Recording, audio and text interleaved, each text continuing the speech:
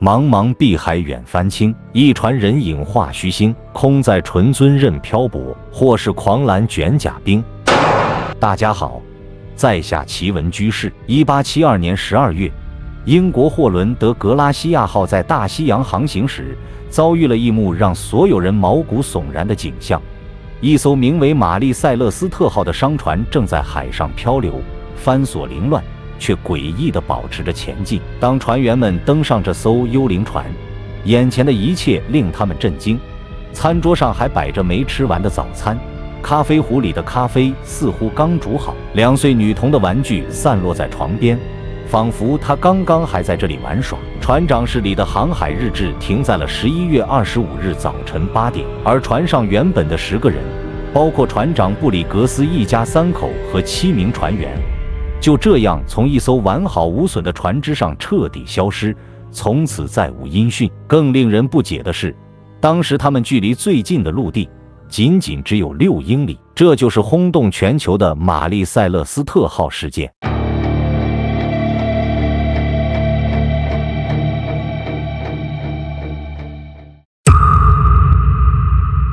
1872年12月初，浓雾弥漫的大西洋上，一艘名为德格拉西亚号的英国货船正航行在前往直布罗陀的途中。船长莫尔豪斯经验丰富，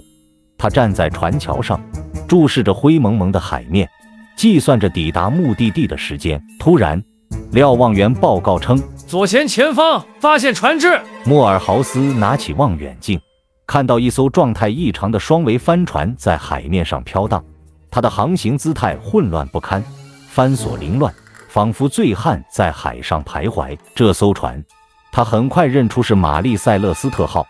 一艘他曾在8天前从纽约出发时与其同行的船只。然而，玛丽塞勒斯特号本该早已抵达目的地热那亚，却出现在这里，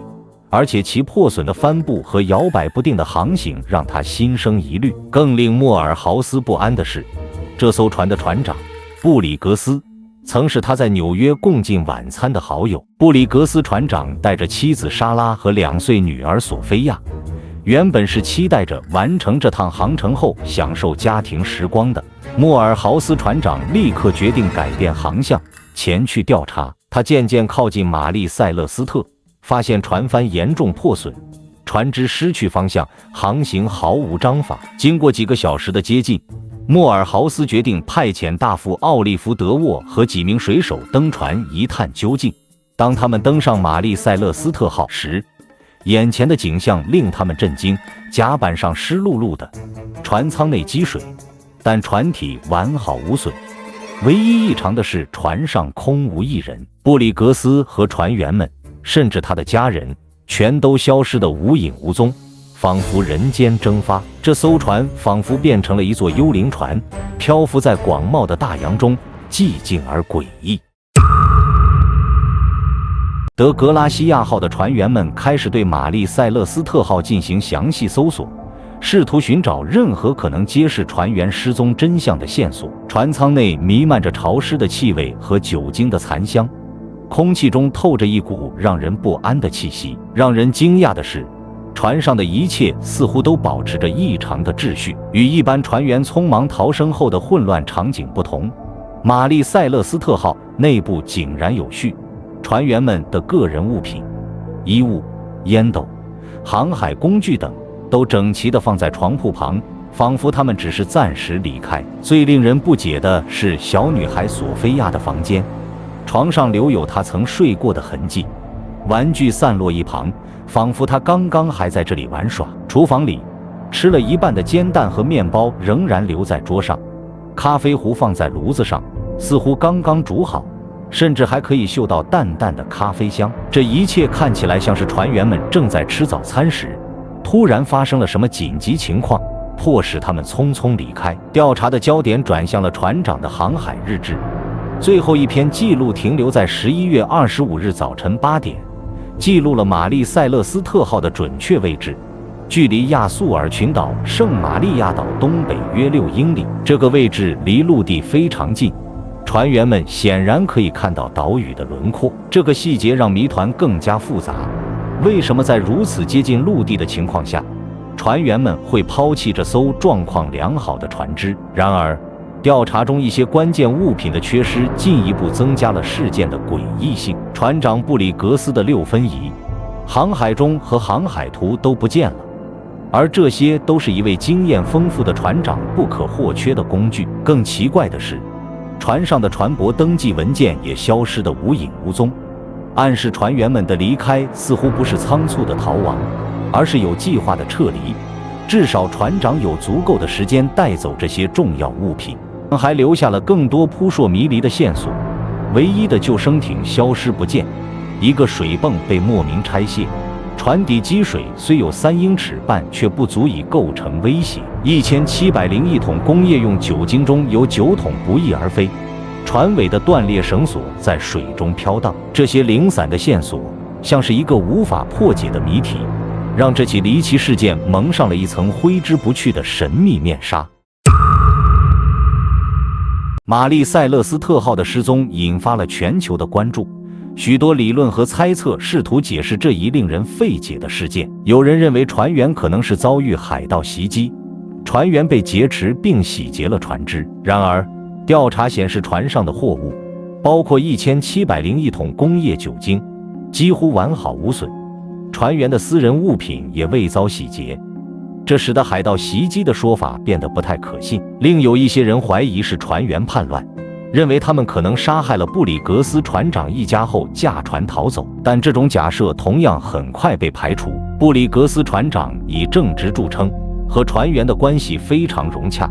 而船上没有发现任何搏斗或暴力痕迹。更重要的是，所有船员的背景都很清白，没有任何犯罪记录，这使得叛乱的说法站不住脚。当然，也有一些更加离奇的猜测，例如，有人认为是巨型章鱼或海怪袭击了船只，将船员拖入海底；也有人提出是百慕大三角的超自然力量导致了船员集体失踪，甚至有些说法认为外星人可能参与了这起神秘事件。这些观点虽然充满创意，但缺乏实质性的证据，更多的是被当作茶余饭后的谈资，而非严谨的科学推理。在众多假说中，有3种理论较为引人注目。酒精爆炸说认为船舱中泄漏的酒精蒸汽引发了恐慌，9个空酒桶似乎印证了这一点。然而，登船调查时并未发现明显的酒精气味。水上龙卷风说认为玛丽塞勒斯特号可能遭遇了突如其来的水上龙卷风，导致船长弃船逃生。然而，船体并没有遭受严重的损坏，船只的结构几乎完好，因此这一说法也难以成立。最受认可的是导航错误和进水恐慌说，他认为由于精密计时器故障导致航位误判，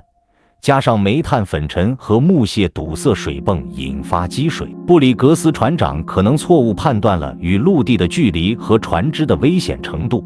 在看到远处陆地后仓促做出弃船决定。然而，这些假说都无法完美解释所有疑点。至今，我们仍然无法确切知道究竟是什么原因让船员们在接近陆地的情况下突然消失，